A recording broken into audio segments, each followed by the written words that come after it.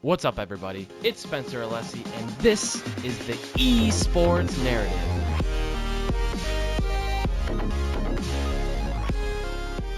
This is episode 3, and today I'm talking with Chris Bahn. Hey, Chris, welcome to the Esports Narrative. Hey, what's going on? Hey, thanks for being on the show. So, Chris primarily specializes in esports photography. He also does test shoots, portraits, editorial, and event photography. His style is natural and photojournalistic, and his photos feel like art. He's a writer for PvP Live, and you can see his entire Evo gallery on his website, ptbphoto.org, and we'll link that in the show notes. Chris, fill us in on what I left out in your bio, and tell us a tiny bit about yourself. Well, first, again, thank you very much for having me. It's it's an honor to be able to talk to guys like yourself and stuff on this platform. And you pretty much covered everything. It's like if we really wanted to just dial back the clock just a little bit, long before I got into esports photography and the side of things, I actually used to do a whole lot of mainstream gaming. So for those of you listening, you're probably familiar with an entity known by IGN. So I actually used to do a lot of media work for them. Mostly it was like trade show coverage. Then I also had the pleasure of working on their strategy vertical. So I would basically would be responsible for doing and such. And they also had, which at the time wasn't directly affiliated with them, but later they were bought out, which was GameSpy. So I also Nice. Which also consisted of reviews. I did news, did a little bit of on-site coverage there, and then also had worked with OneUp.com, which was at the time, I believe they were still running under Ziff Davis Media, if I recall correctly. So I've definitely rubbed shoulders with a lot of people in the industry at the time. I had been going to E3 since like the early 90s and whatnot. So, at the time and stuff, you could consider myself like one of the industry veterans. And it was mainly because of that as fighting games, and also as more importantly in terms of esports, as that was starting to expand and to grow, I had wanted to find a way to take like basically my expertise, so to speak, and just my overall passions and my enthusiasm, and find a way just to integrate that directly into the genre that I was really big on, and that mainly happened to be fighting games. So there were a lot of tournaments that I went to at that time. Yeah, and it sounds like you've definitely done that. And looking over your work, it definitely speaks for itself. Now, being a veteran in the industry, what is esports to you? That's a really good question. Esports is when I originally heard the word, I probably would have come up with a different definition for it. But by today's terms, in terms of my overall perception, to me, esports is this very broad ecosystem of competitive gaming. That's basically how I see it. So when a lot of times when people hear that, they go like, what does that mean? Like just try to explain to somebody actually on the street. So a lot of times when I have to break it down so that they can actually be able to digest what that word means, I basically tell them it's competitive gaming. I say it's a really huge platform where people from all walks of life and different genres, they basically come together to compete. They do it professionally, and obviously there are high-end organizations, but then you have ones that are on the come up. But when I basically subscribe that to a lot of people, they instantly can grasp what that is, and they tend to align that like with professional sports and such, and basically help them to understand that there are people that actually now sit down and watch other people compete. And that's a like really exciting thing when folks actually hear that. It makes for a great Uber discussion in particular. You know what I mean? Yeah, definitely. And that's so when I explain that. Yeah, that's along the lines of how I see it too, in that, esports isn't just the people who are competing in tournaments and stuff like that. It's the viewers now. Like it's gotten to the point where it's like traditional sports where there's actual viewership and it's real numbers now. So you've been around a while. Exactly. So you've likely had some up and downs in esports. So tell us your worst moment in esports.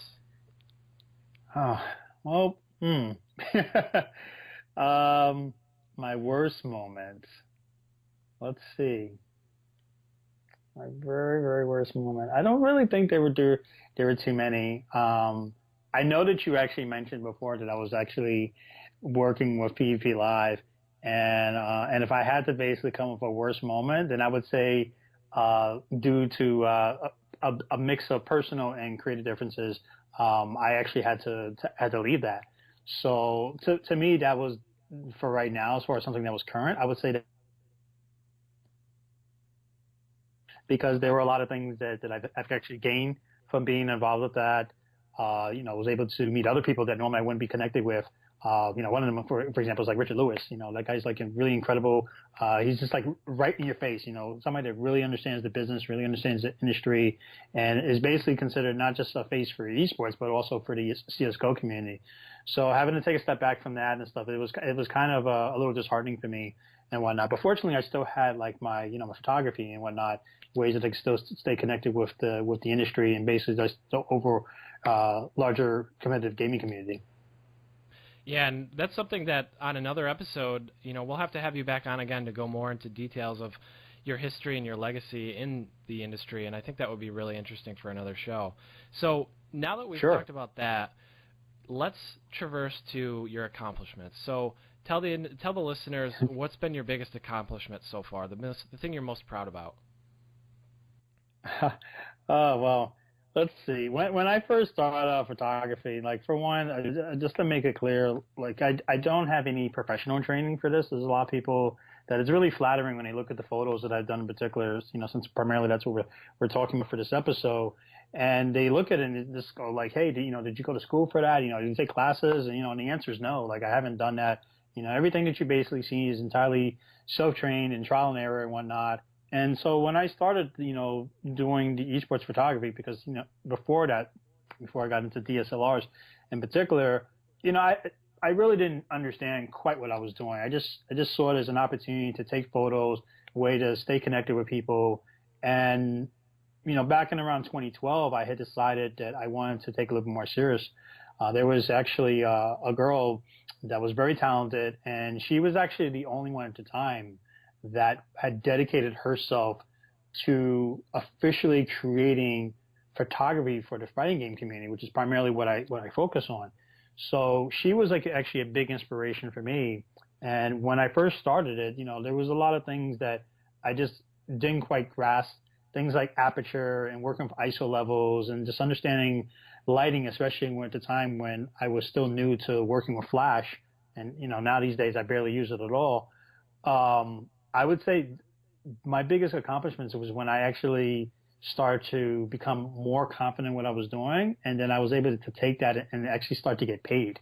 But in the beginning, I felt very leery and very reluctant to come out to people and say, hey, look, you should pay me because I have a camera. Like, it just doesn't work that way. And a lot of people tend to go into the field almost thinking that at times, but it really doesn't work that way. And I knew that after talking with a few different peers and being able to sit down and just be a little bit more critical and a little bit more honest about my work and say, hey, it's not quite the level yet, to actually ask an event organizer or to ask somebody else, to get compensated. And so once I finally got to that point where I was able to do that and it started to become something that was more consistent, that's when I could truly say, hey, you know what, I'm starting to build up some success here. I'm really starting to take off and build a foundation.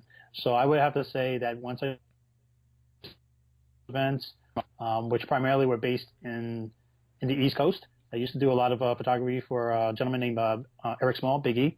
So after I started doing that, like that was kind of like my test bed. But then over time, I started to migrate more to other events like Fun Around, and then eventually that led on to CEO, and then Combo Breaker, and then KI Cup. So when I actually started to get compensated by some of those guys, that's when I really started to feel like more empowered and just a whole lot more motivated to see that that particular skill set grow. And you obviously, just talking with you in the last 10 minutes, it's obvious you have a lot of passion for it, and I feel like that's what you need to be, or that's part of the ingredient you need to be successful. And I know you're being somewhat humble because you've done business or you've done work for a lot of big name companies, being some of them Capcom, DreamHack, ESL, Red Bull. When you look at your website, you've done work for a lot of big companies. So what I mean to say is that passion is a lot, if not a big piece of the puzzle. So why is esports so exciting to you? Like, why is it so exciting? I think overall the real reason why it's exciting is because like when I was growing up, like my real first big consoles that I got into, because unfortunately I missed the era back when there was ColecoVision and Atari.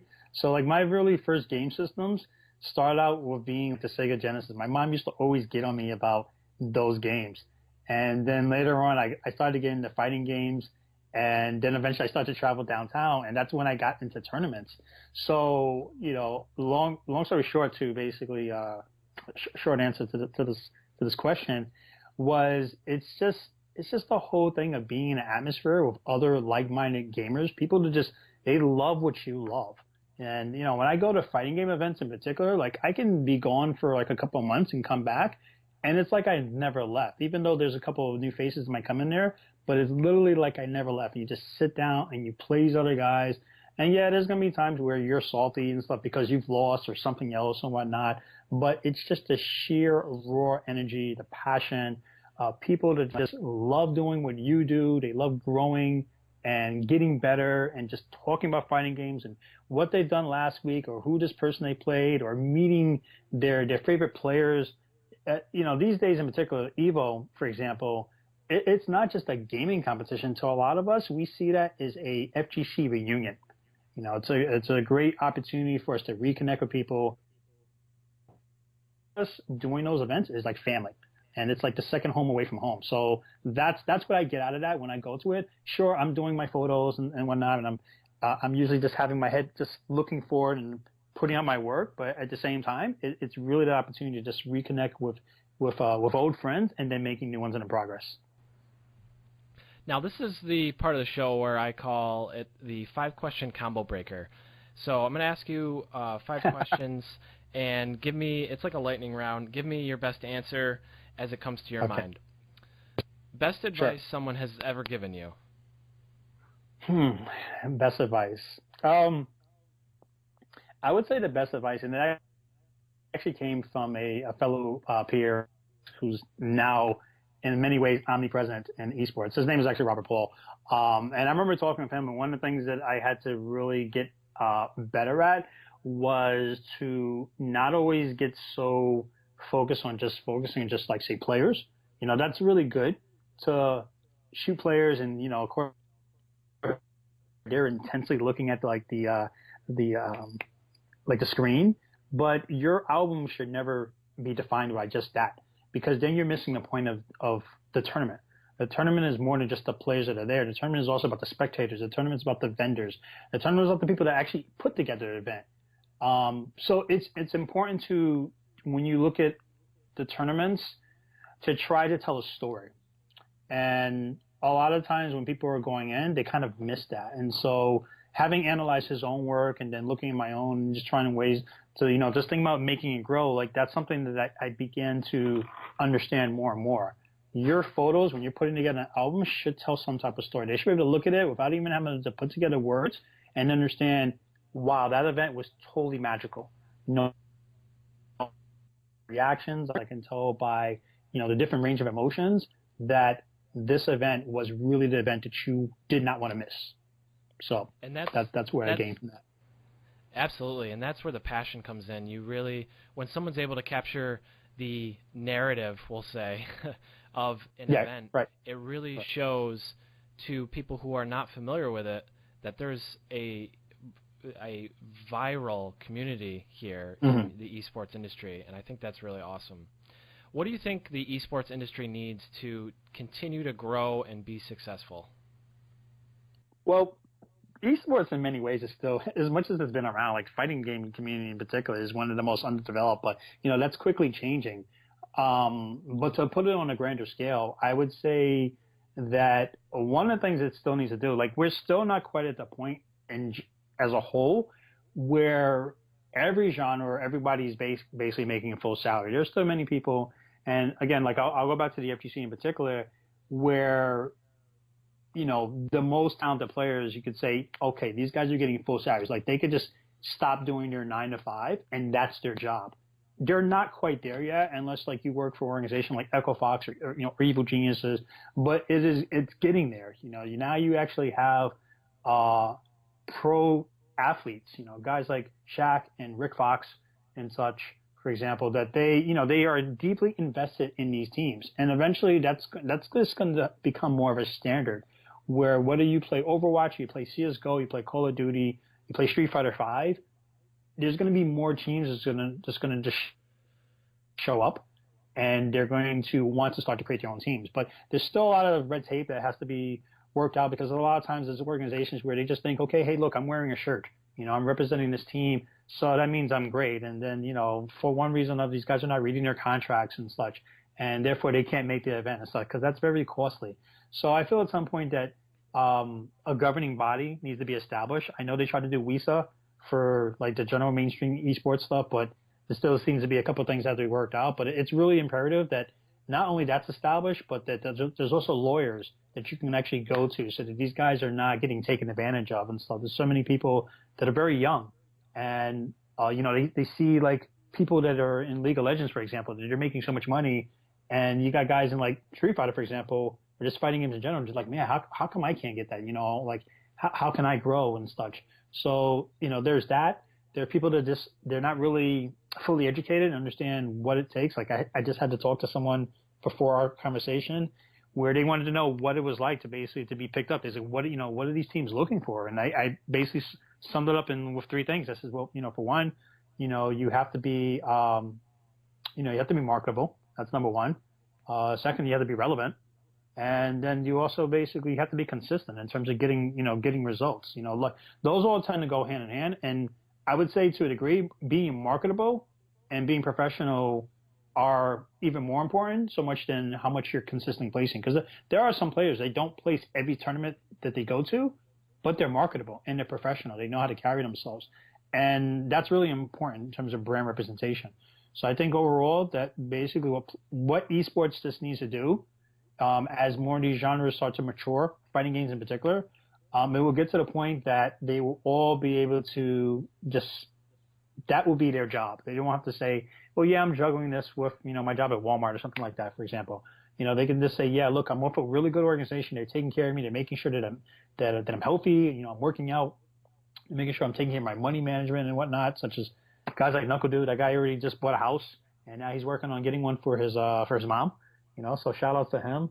And the guy's got 2 cars and stuff, and that's somebody that actually really has his head on. But the overall answer is that esports still needs to grow. So there just needs to be more education. There needs to be more teams that jump on board, and then overall they just need to help the overall scene just continue to move forward. Well, that was 4 minutes of absolute value bomb right there. We'll have to. I mean, there was so much value in that last 4 minutes of conversation and content from you that it just blows my mind. And I think for all the listeners listening, go back and listen to this part over and over and over again, because there's a lot of information there that really, if you're just getting in esports and you're new to this, listen to the last 4 minutes, because that last 4 minutes will help you, Thank you. Bar none, more than anything. So, next question. Best play you've ever seen, or the most memorable moment for you in esports? Well, I'm not going to mention Evo Moment 37, because for one, I wasn't there, so I had to kind of vicariously relate to what that was like. So I'm going to not use that one. What I actually will do is I'll actually use the moment that just happened. All right, I actually have to use 2, and both of them involve Tokido. One of them actually happened to be last year at CEO, and Tokido was actually going against Infiltration in Grand Finals in Street Fighter V. And at that time, Infiltration was essentially considered unstoppable. But here comes Tokido ripping through the losers bracket and looking to secure his win, his premier win, to get basically a berth in the CPT. So essentially what he ends up doing is he comes in, he goes through everyone that's left in the losers bracket, and then there he is going against Infiltration in grand finals. He manages to reset the bracket. And it's at that point that Infiltration now realizes, okay, this guy is now on a whole different level. So I need to bring my A game. But the thing is, he wasn't able to do that. And Tokido was just playing with such a level of fierceness and this new layer of confidence. And he's always been, he's one of the 5 gods. But he just stepped in there, and it was literally, he might as well just been looking at Infiltration's stick, because he was able to parry moves on the fly. Everything just felt instinctively. He just had all the right reads. Like, he totally had his number. And it was interesting because it felt very much when Tokido had played against, when Infiltration played against Daigo back at EVO 2012, I believe. And, here he goes. He stands up victorious. He just came in and literally just snatched the victory away from Infiltration. He ends up winning that. He closes it out. Now you fast forward to 2017 here at EVO just last weekend, and you have Panda Global's Punk. Victor Woolley, incredible player. His cutting is amazing. And he went through that whole entire tournament uncontested. And again, here comes Tokido. He steps in, okay, and proceeds to go against Punk. And it was as if Punk had no answers for this guy. And it wasn't like he totally stomped him at every single moment, but then there were just times where he just got it perfect, and you're just like, what's going on? And it was a very, I don't want to say it was entirely demoralizing, but I would say, if anything, for Punk, it was a defining moment, especially since he got a shout out directly from CM Punk, so that was pretty cool. But it was really, it was like a nice poetic moment for Infiltration, because this is a guy that's always been great. He's always been a good player, and he managed to do that with Akuma. Like, a lot of people figured, because this character has a glass jaw, can this guy really win a major, let alone an EVO? And he did it. He did it convincingly. That was not a fluke. He went in there and he truly showed why he 5 guys of Japan. So he went out there, he secured his win, just finish. If you haven't seen that, or for those of you who are actually listening, I definitely encourage you to hop on YouTube, type up 5 grand finals between Punk and Tokido, just watch that match. Guarantee you'll be amazed. Yeah, everyone needs to check that out, and myself included. I'll have to check it out later, and we'll have to link it up in the show notes. And absolutely, it sounds like the hype was real, and oh yeah, just pure passion for the game as well. Just going back to the sentiment of passion. And he summed it up great. Which tends to make James Chen, move to tears. It almost consistently happens every year. This year, it was without fail. He did that, and it's because of basically 5 words that Tokido said. He's just like, when he asked him, Gutex basically asked him like his parting words, and his message was, "Fighting games are great," and. Classy response. It was over. He's like, yeah, fighting games are great, and it's basically, to sum it up to the previous question you asked me about just esports, just in general, esports is great. Obviously my heart is very near and dear to fighting games, but in general, just competitive gaming alone is great. That's what, coming back to the event, even if they only show up like, wow, yeah, it's great. Share a valuable resource that's been beneficial to you in your career with the listeners. I almost feel like categorically that has to be like broken up, because if I said it was photography, then there's a number of different websites I probably would have went to. Like one was the digital photography school. I used to go there and read stuff, and then just in general, just reading different reports. You don't really hear too many formats like what we're doing extra right now. Like, I know recently Robert Paul has done it a couple of times. Then you have Helena Christensen, who is basically the face of ESL, and those are really key for even doing my own development, just to get other insight. It's always great to understand what makes people tick, and fortunately for them in particular, like they're doing that full time. And so a lot of people that are listening to this, that are probably, having similar interests, they're going to be like, well, what do I do? How do I get into that? And it was very interesting to hear from both of them, especially with Rob. He was really miserable. He didn't like doing what he was doing. And then one day he just said, you know what? It's like, I'm just going to take the big risk and I'm going to just make this my 9 to 5. And he went out and he did that. So just be able to hear insight from other people. That's always great. And there's another person and stuff. He doesn't really do esports photography. He does a lot of cosplay. So I definitely have to give him a shout out and stuff because we used to do things simultaneously. His name is Jason LeBoy. And he's done actually a lot of stuff as well. And just like I said, again, just being able to listen to hear their stories, that can be very empowering for a lot of people, just to know that they're not alone. A lot of times people feel that they are. They feel that because there's a couple of people out there in the scene that, are somewhat cutthroat, and then they figure that there's no opportunity. They figure that they can't make it. So there's always just being able to read or just like just listen. There's always a mark. You just got to find your niche. Exactly, yeah. If you're good enough, your talent, your skill, what you produce will rise to the top. Now, share with the esports narrative community, what's been one daily habit for you that's been the biggest factor to your success? So even though I do esports photography, I still have a focus on that. As a reason, I've decided to expand a little bit more in terms of my footprint. So it's not something that's like heavily thrown out there and marketed and whatnot. But I do a bit of videography as well. So I have a gentleman in particular that I actually work with. He does stuff basically in film and TV, and I've actually assisted him. I actually just recently put together some work to help with war veterans that deal with post-traumatic stress disorder.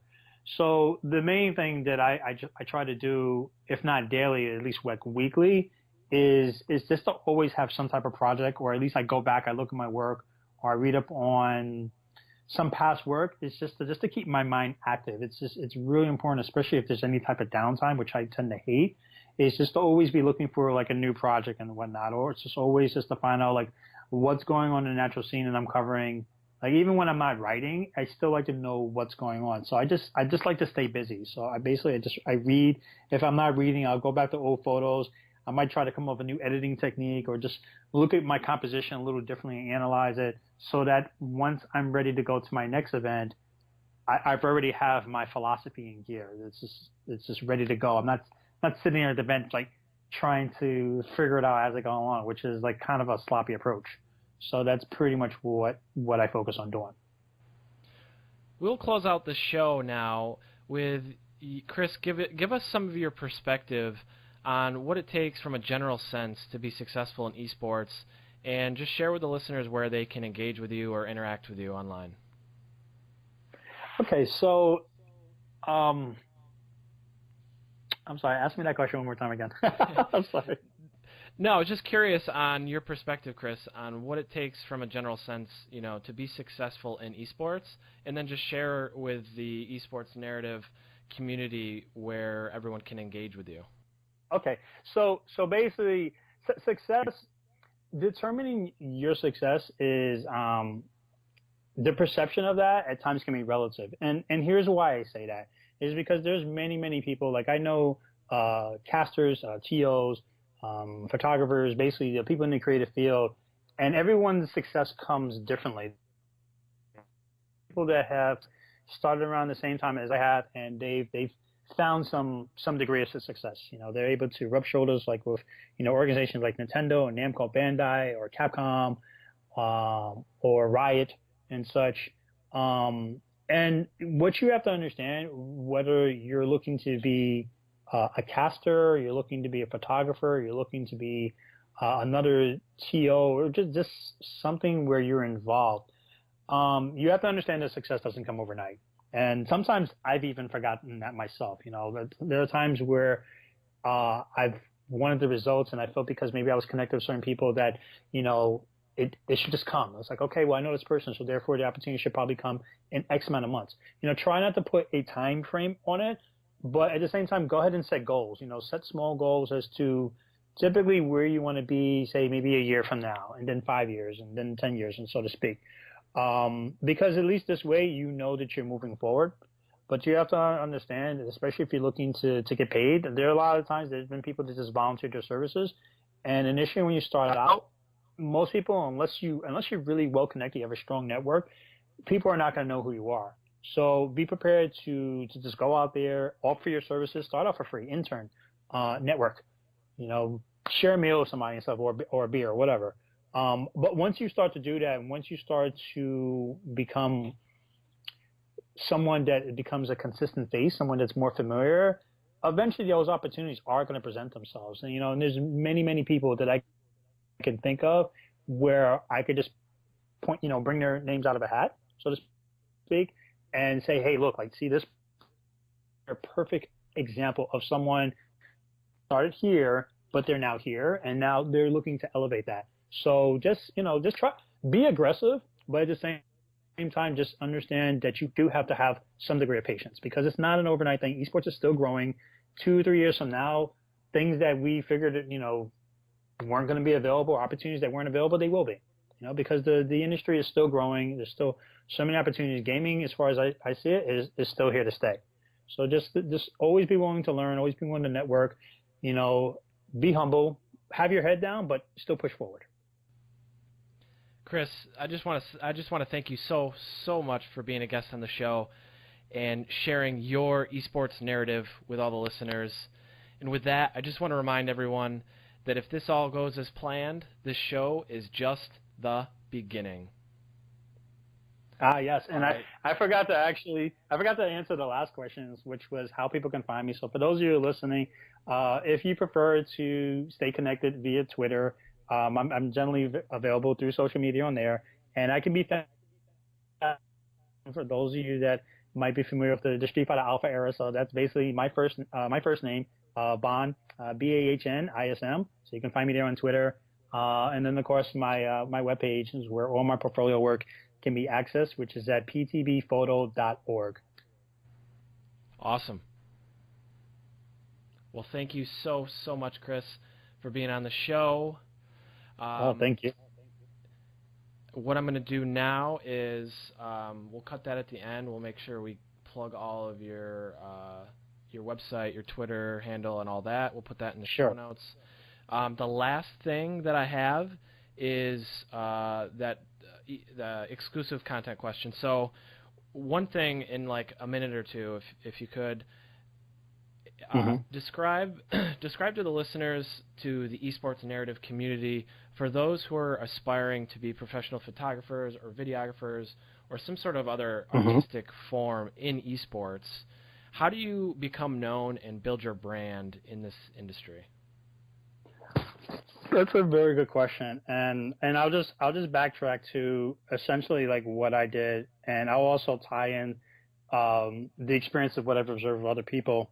So when you're starting out, because there's actually one person in particular I can think of who I just actually met at Evo, and so he makes a perfect example. And what I had to help him understand was that when you're first starting out, unless you're automatically known, building your brand takes time. Like everyone that gets a DSLR, many people figure if they get their camera and whatnot, or even their videographer, that they're instantly like labeling themselves like, okay, I'm an esports photographer. Like that's what it is. Like, and I try not to get so, hung up on titles, because, it is a nice badge of honor, but to really define what that means, you have to at least be out there somewhat semi-consistently and such, because otherwise you end up being forgotten.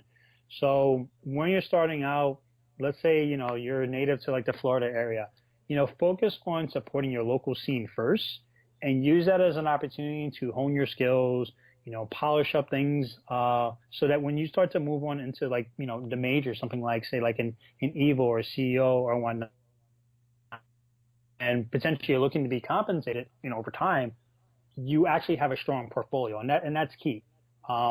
It's just important to understand that you're not necessarily going to get that right away, if at all.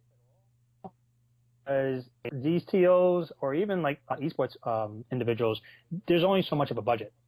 So make sure when you start out, the most important thing is that make sure that you're doing it for the right reasons. If you're doing it naturally to build a career out of it, you have to understand it's going to take time. But if you're doing it because you're just passionate about it, then just do that. Be honest with yourself. Find ways to always grow, network. If you have the opportunity to meet with other creatives and just grow from there. PTB has actually been around because I used to actually do interviews as well. One of the things that I didn't mention earlier. And the brand has basically evolved, so to speak, and it's shifted. It's taken on many different forms.